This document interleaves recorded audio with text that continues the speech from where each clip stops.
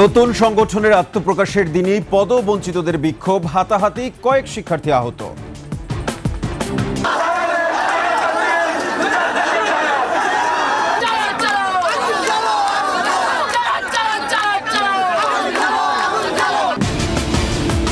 গ্যাসের দাম বাড়ানোর গণশুনানিতে তুমুল হট্টগোল, ব্যবসায়ীদের ক্ষোভ।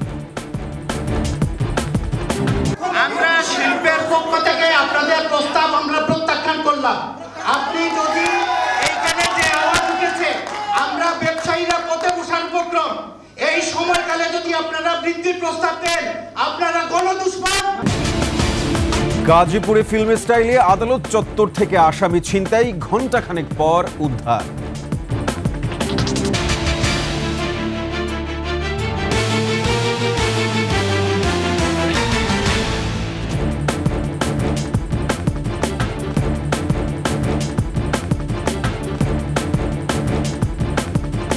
শুনছিলেন সংবাদ শিরোনাম, আমন্ত্রণ ২১ সংবাদের সাথে আছে আমি সাব্বির আহমেদ। দর্শক, ২১ টেলিভিশনের সংবাদ একই সাথে সরাসরি দেখতে পাবেন আমাদের ফেসবুক পেজ www.facebook.com/2124 অনলাইনে। এছাড়া সাবস্ক্রাইব করতে পারেন www.youtube.com/@21 চ্যানেলে। হাতাহাতি আর হট্টগোলে আত্মপ্রকাশ করল সাবেক সমন্বয়কদের ছাত্র সংগঠন গণতান্ত্রিক ছাত্র সংসদ। ঢাকা বিশ্ববিদ্যালয়ের মধুর ক্যান্টিন সাক্ষী হলো নজিরবিহীন এক বিশৃঙ্খল পরিবেশের। এ সময় মার ধরে আহত হয় কয়েকজন শিক্ষার্থী। অভিযোগ উঠেছে, বেসরকারি বিশ্ববিদ্যালয়ের ছাত্রছাত্রীদের বাদ দিয়ে গঠন করা হয়েছে কমিটি। বিস্তারিত জানাচ্ছেন তানজিলা তাসনিম।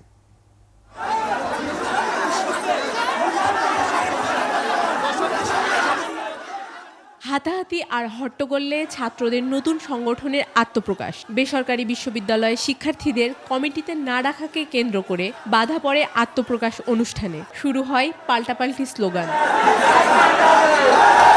এ সময় দুই পক্ষের হাতাহাতি আর ধস্তাধস্তিতে মধুর ক্যান্টিনে ছড়ায় উত্তেজনা। আহত হয় বেসরকারি বিশ্ববিদ্যালয়ের কয়েকজন শিক্ষার্থী। নতুন সংগঠনের কমিটি সম্পূর্ণ স্বৈরাচারী মন্তব্য করে তারা বলেন, দল গঠন নিয়ে তাদের সাথে কোনো ধরনের আলোচনা করা হয়নি।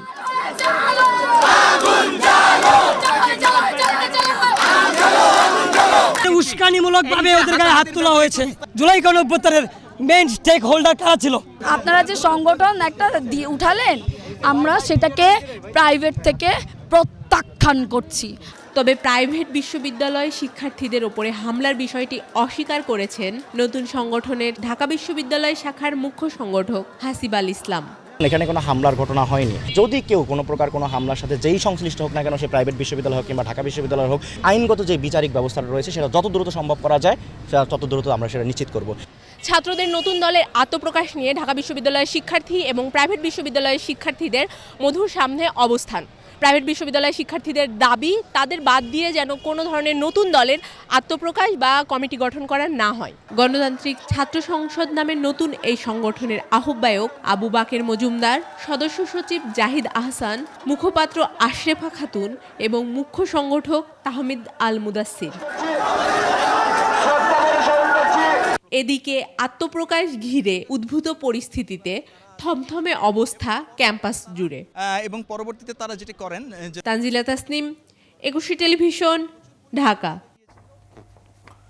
এদিকে বৈষম্য বিরোধী ছাত্র আন্দোলনে আহতদের অধিকাংশেরই বর্তমান সরকার কোনো খোঁজ নিচ্ছে না বলে অভিযোগ করেছেন ভুক্তভোগীরা। যথাযথ চিকিৎসা এবং ক্ষতিপূরণ না পাওয়ায় দুপুরে প্রধান উপদেষ্টার কার্যালয়ের সামনে অবস্থান নেন তারা। আহতরা বলেন, প্রায় ৭ মাস পার হলেও আহতদের তালিকা প্রকাশ করতে পারেনি সরকার। সকল আহতদের ২টি ক্যাটাগরিতে ভাগ করার দাবিও জানান তারা। সরকারের অদূরদর্শিতার কারণে আহতদের অনেকেই মরণ ব্যাধিতে আক্রান্ত হচ্ছেন বলেও দাবি শিক্ষার্থীদের। দ্রুত পদক্ষেপ না নিলে সারা দেশে আহতরা এক হয়ে সড়ক অবরোধের মতো কর্মসূচির হুঁশিয়ারি দেওয়া হয় এ সময়।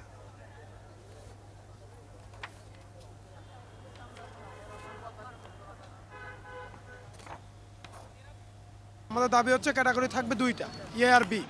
যারা পঙ্গু, অন্ধ, হাত নেই পা নেই, তারা ক্যাটাগরির মধ্যে থাকবে এবং যারা আর বাদ বাকি সবাই বি ক্যাটাগরির ভিতরে থাকবে। ২২,০০০ আহত আমাদের দেখা যাচ্ছে, মাত্র খালি ৫ পাচ্ছেন আহত থেকে সরকার সুবিধা দিচ্ছে এবং বাকি যারা আমরা আহত আমাদেরকে একদম সবার সঙ্গে বৈষম্য করতেছে। আমার গায়ে বর্তমানে এখনও কিন্তু 16টা স্প্লেন্ডার আছে। এখন পর্যন্ত সরকার থেকে কোনো কিন্তু ডিসিশন দেয়নি যে আমাদের এই স্প্লেন্ডারগুলো কবে বের করবে, এবং আমাদের এই স্প্লেন্ডার কারণে আমাদের কিন্তু ক্যান্সারের যে কোনো একটা ক্যান্সার কিন্তু দেখা দিতে পারে, এটা হচ্ছে আমাদেরকে ডাক্তার কিন্তু বলে দিছে। আমাদের টোটাল 22,000-এর বেশি হবে আহত, সেটারও এখনো সরকার নির্ধারিত একটা সংখ্যা সরকার ঘোষণা করতে পারে নাই। সরকার এখানে উদাসীন, কি কাজ করতেছে সেটা সরকারই ভালো বলতে পারবে।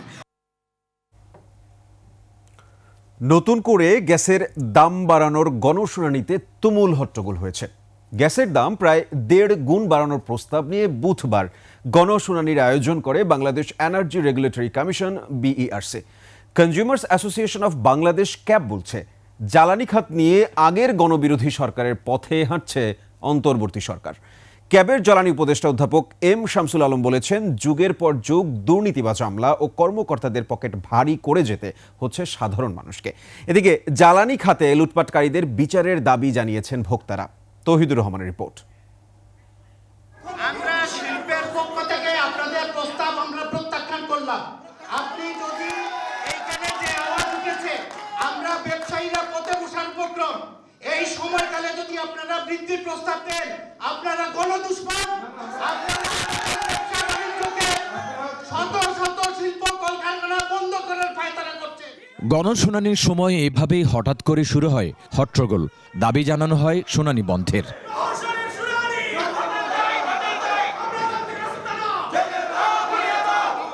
6টি গ্যাস বিতরণ কোম্পানির দাম বাড়ানোর প্রস্তাব নিয়ে রাজধানীর বিয়াম অডিটোরিয়ামে BERCর এই গণশুনানি। শিল্প খাতে প্রতি ঘনমিটার গ্যাসের দাম 30 টাকা থেকে 1 লাফে 75 টাকা 72 পয়সা করার প্রস্তাব করা হয়েছে। LNG আমদানির ক্ষেত্রে আমাদের দুইটা যে সোর্স আছে, একটা হচ্ছে দীর্ঘমেয়াদী সোর্স আর একটা স্পটের মাধ্যমে সোর্স। তো সেক্ষেত্রে স্পটের মাধ্যমে আমাদের সেখানে সংগ্রহ করার ব্যাপারটা বেশি আসতো কোয়ান্টিটি, এবং সেই কারণে আরও বেশি দাম বাড়তো বলে আমাদের কাছে প্রতীয়মান হয়েছে। তবে ক্যাবের জ্বালানি উপদেষ্টা অধ্যাপক M শামসুল আলম গ্যাসের দাম বাড়ানোর যৌক্তিকতা নিয়ে প্রশ্ন তোলেন। আগের BERC যা যা করেছে এই BERC তাই করে সেই আচরণ করে চলে যাবে, সেটা কি সম্ভব? আপনারা কি বলেন? সেটা যেমন আজকে বলছে 75 টাকা বানাতে হবে, তাই করে দিতে হবে তাকে। কারণ কেন করতে হবে এটাও তার বিশ্লেষণ করার আইনি এখতিয়ার নেই। তাহলে সেই আইন দিয়ে আপনার জ্বালানি নিরাপত্তা, জাতীয় জ্বালানি নিরাপত্তা সংরক্ষণ করার ক্ষমতা বা সুযোগ কি আছে? এদিকে গণশুনানি চলার সময়ে ভবনের বাইরে মানববন্ধন করে ক্যাব। এইটা হচ্ছে পরিকল্পিতভাবে গ্যাসের মূল্য বৃদ্ধির জন্য, জনগণের পকেট কাটার জন্য। আমরা তাই এই গণশুনানি বন্ধের দাবি জানাই। জ্বালানি অপরাধীদের আইনের আওতায় আনার দাবি জানানো হয় মানববন্ধনে। জ্বালানি মূল্য কমানোর জন্য গণশুনানি করা দরকার। তৌহিদুর রহমান, 21 টেলিভিশন, ঢাকা। গাজীপুরের জেলা জজ আদালত চত্বরে জামিন পাওয়া 2 আসামিকে মারধর করে অপহরণ করে বাদীপক্ষ। এ সময় নারী পুরুষ সহ 13 আসামিকে বেধড়ক মারধর ও কুপিয়ে আহত করা হয়। এতে আইনজীবী ও বিচার প্রার্থীদের মধ্যে আতঙ্ক ছড়িয়ে পড়ে। পরে উপস্থিত আইনজীবী ও জনতা পদক্ষেপ নিয়ে দুজনকে উদ্ধার করলে বাদীপক্ষ পালিয়ে যায়। গাজীপুর প্রতিনিধি অপূর্ব রায়ের তথ্য ছবিতে ডেস্ক রিপোর্ট। বুধবার দুপুর 1:30টার দিকে 30 থেকে 40 জনের একটি দল গাজীপুর আদালত প্রাঙ্গণে এসে এলোপাথারি মারধর শুরু করে। এক পর্যায়ে সেখানে থাকা সবাই আতঙ্কিত হয়ে পড়ে। পরে পুলিশ ও আইনজীবীদেরকে ধাক্কা দিয়ে ফেলে মারধর করে এবং 2 আসামিকে ছিনিয়ে নেয়। আসামি বাবুল মিয়ার স্ত্রী জানান, জামিন নিয়ে বের হয়ে আসার পর আদালত চত্বরে আসামিদের উপর হামলা করেছে বাদীপক্ষ। এ সময় প্রকাশ্যে নারী পুরুষ সহ 13 আসামিকে মারধর করে ফিল্মি স্টাইলে মিলন ও বাবুল মিয়াকে অপহরণ করা হয়। পুলিশ জানিয়েছে, ঘণ্টাখানেক পর ছিনতাই হওয়া আসামিদের কোর্ট এলাকা থেকে উদ্ধার করা হয়। কোর্ট এলাকা থেকে পাওয়া গেছে টামাস্তা করে, উপর থেকে হয়তো নিচে নামাচ্ছিল, পরবর্তীতে ওরা কিছু দূর নিয়ে যাওয়ার পরে তাদেরকে হয়তো মারপিট করছে। কোচে পর্যন্ত ছিল, পরবর্তীতে চিকিৎসাতে যাবে এইটুকু জানি করে তারপর থানায় আনবে, এদের অভিযোগ দেবে, এইটুকু ওনাদের সাথে আমার কথা হয়েছে। এ ঘটনার পর নিরাপত্তাহীনতায় ভুগছেন আইনজীবী সহ আদালত পাড়ার মানুষ। Masuma Lisa, desk report, 21 television. তথ্য ও সম্প্রচার মন্ত্রণালয়ের দায়িত্ব পেলেন উপদেষ্টা মাহফুজ আলম। মন্ত্রিপরিষদ বিভাগের প্রজ্ঞাপনে এ কথা জানানো হয়। এর আগে মঙ্গলবার এ পদ থেকে পদত্যাগ করেন নাহিদ ইসলাম। এরপর এই মন্ত্রণালয়ের দায়িত্ব প্রধান উপদেষ্টার উপর ন্যস্ত করা হয়েছিল। পুনর্বণ্টনের পর এই মন্ত্রণালয়টির দায়িত্ব পেলেন মাহফুজ আলম। অন্যদিকে প্রধান উপদেষ্টার হাতে আছে এখন মন্ত্রিপরিষদ বিভাগ, প্রতিরক্ষা মন্ত্রণালয়, সশস্ত্র বাহিনী বিভাগ, জনপ্রশাসন মন্ত্রণালয়, বেসামরিক বিমান পরিবহন ও পর্যটন মন্ত্রণালয় এবং ডাক, টেলিযোগাযোগ ও তথ্য প্রযুক্তি মন্ত্রণালয়। নিচ্ছি সংবাদ বিরতি। যখন ফিরছি তখন অন্যান্য সংবাদের সঙ্গে আরও যা থাকছে। কিছুই সরকারের নিয়ন্ত্রণে নেই বলছে বিএনপি। পরিস্থিতি স্বাভাবিক করতে এখনই নির্বাচনের দাবি। আলোচনা বড় ২১ সংবাদে। সারা দেশে মানুষের মধ্যে শঙ্কা বাড়ছে। পরিস্থিতি স্বাভাবিক অবস্থায় ফিরিয়ে আনতে এই মুহূর্তে প্রয়োজন একটি নির্বাচন বলছেন বিএনপি নেতারা। দেশের আইন শৃঙ্খলা থেকে শুরু করে বাজার পরিস্থিতি কিছুই সরকার নিয়ন্ত্রণে আনতে পারছে না। নির্বাচনের জন্য যতটুকু সংস্কার প্রয়োজন ততটুকু করে দ্রুত নির্বাচনমুখী হওয়ার তাগিদ দেন তারা। বিস্তারিত মাহিলা ইসলামের রিপোর্টে। রোজায় নিত্যপণ্যের বাজার সহনীয় রাখতে কি করণীয় সেই বিষয়ে জাতীয় প্রেস ক্লাবে এই আলোচনা সভা। সভায় যোগ দিয়ে বিএনপি চেয়ারপারসনের উপদেষ্টা জয়নুল আবদিন ফারুক মন্তব্য করেন, স্বৈরাচার পতনের জন্য মানুষ ১৫ বছর সংগ্রাম করেছে, তবে সরকার সাধারণ মানুষের কথা না ভেবেই সংস্কারের দোহাই দিয়ে সময় ক্ষেপণ করছে। ১ তারিখে দিবাগত রাত্রে পবিত্র রমজান শুরু হবে, দয়া করে সিন্ডিকেটকে এখনই গ্রেপ্তার করুন। আবার নতুন সিন্ডিকেট হবে, আবার আপনার বদনাম শুরু করবে। এটা তালবাহানা করে কিছু কিছু লোক যারা নির্বাচন চায় না তাদেরই ষড়যন্ত্রের অংশ হতে পারে বলে জনগণ মনে করে। গুলশানের চেয়ারপারসনের কার্যালয়ে এক অনুষ্ঠানে দলের সিনিয়র যুগ্ম মহাসচিব রুহুল কবির রিজভী বলেন, আইন শৃঙ্খলা নিয়ন্ত্রণ করে স্বরাষ্ট্র উপদেষ্টাকে তার দক্ষতার প্রমাণ দিতে হবে। স্বরাষ্ট্র উপদেষ্টা তার দক্ষতা প্রমাণ করতে হবে যে তার আইন শৃঙ্খলা বাহিনী যথাসময়ে তার দায়িত্ব পালন করছে। এদিকে বিকেলে দলের মহাসচিবের সাথে ফ্রান্সের রাষ্ট্রদূত ম্যারি মাসদুপুই ও রাজনৈতিক উপদেষ্টা ক্রিশ্চিয়ান বেকের সঙ্গে বৈঠক হয়। বৈঠক শেষে সাংবাদিকদের সঙ্গে কথা বলেন বিএনপির ফরেন অ্যাফেয়ার্স অ্যাডভাইজরি কমিটির সদস্য আমির খসরু মাহমুদ চৌধুরী। তিনি বলেন, সরকারকে নির্বাচনমুখী কাজ করতে হবে। আইন শৃঙ্খলা থেকে শুরু করে যে একটা ফ্লুইড অবস্থায় দেশ আছে, এখান থেকে বেরোতে হলে তো elected government with political weight লাগবে। মাহিলা ইসলাম, ২১ টেলিভিশন, ঢাকা।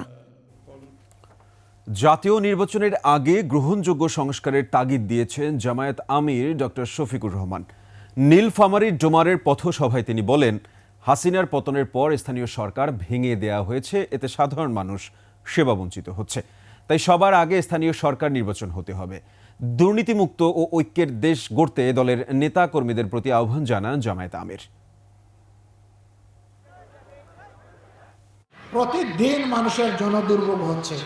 আমাদের রাজনীতি জনগণের দুর্ভোগ বাড়ানোর জন্য নয়, আমাদের রাজনীতি দুর্ভোগ কমানোর জন্য।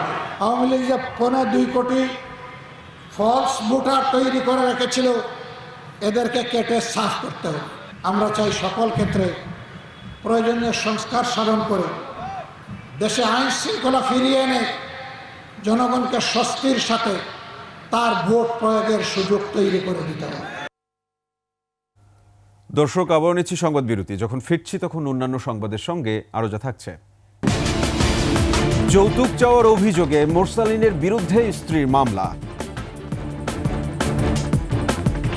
আমন্ত্রণ আবারও ২১ সংবাদে। সাজেকের পর এবার মৌলভীবাজারের লাউয়াছড়া জাতীয় উদ্যান ও হিট বাংলাদেশের কয়েক একর বনভূমি পুড়ে গেছে আগুনে। বিকেলে মৌলভীবাজারের কমলগঞ্জের লাউয়াছড়া সংলগ্ন হিট বাংলাদেশের পরিত্যক্ত বনজ টিলায় আগুন লাগে। দ্রুত তা ছড়িয়ে পড়ে লাউয়াছড়া জাতীয় উদ্যানের বাঘমারা এলাকায়। বন বিভাগ ও ফায়ার সার্ভিসের কর্মীরা প্রায় ২ ঘন্টায় আগুন নিয়ন্ত্রণে আনেন। এতে বড় রকমের বিপদের হাত থেকে রক্ষা পায় জীববৈচিত্র্যে ভরপুর দেশের পূর্বাঞ্চলের অন্যতম বন লাউয়াছড়া।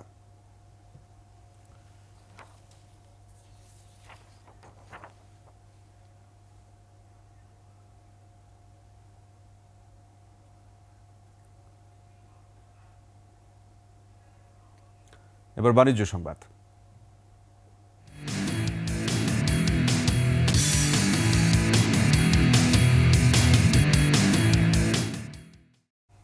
নারায়ণগঞ্জের বড়াবে চালু হলো সোশ্যাল ইসলামী ব্যাংকের ২৩৮তম উপশাখা। উদ্বোধন করেন ব্যাংকের ভারপ্রাপ্ত ব্যবস্থাপনা পরিচালক নাজমুস সায়াদাত। তিনি বলেন, নতুন উপশাখাটি এই এলাকার মানুষের ব্যাংকিং সেবার চাহিদা পূরণ করবে। উপস্থিত ছিলেন ভুলতা শাখার ব্যবস্থাপক আশরাফুল হাসান, ইভিপি ও লজিস্টিক সাপোর্ট ডিভিশনের প্রধান Mohammad Mosleuddin, SVP O marketing and brand communication ডিভিশনের প্রধান মোহাম্মদ আব্দুল করিম, এসভিপি ও ব্রাঞ্চেস কন্ট্রোল ডিভিশনের প্রধান শাকিল আনোয়ার সহ স্থানীয় ব্যবসায়ী ও বিশিষ্টজনেরা।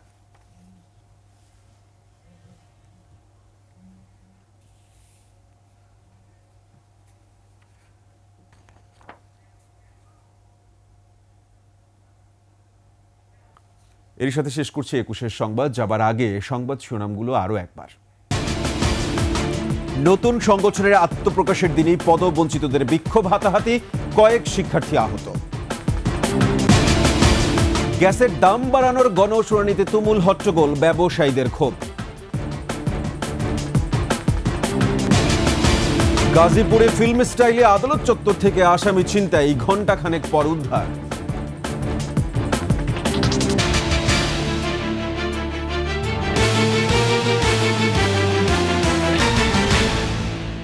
দর্শক, সর্বশেষ সংবাদ জানতে ডায়াল করুন 202 নম্বরে আর ভিজিট করুন 21-tv.com এই ওয়েবসাইটে। ফেসবুকে ভিজিট করতে পারেন www.facebook.com/2124 অনলাইনে। এছাড়া সাবস্ক্রাইব করতে পারেন www.youtube.com/@21etv চ্যানেলে। এতক্ষণ সঙ্গে থাকার জন্য সবাইকে ধন্যবাদ। পরবর্তী সংবাদ রাত 11টায় দেখার আমন্ত্রণ রইল। 21-এর সাথেই থাকুন।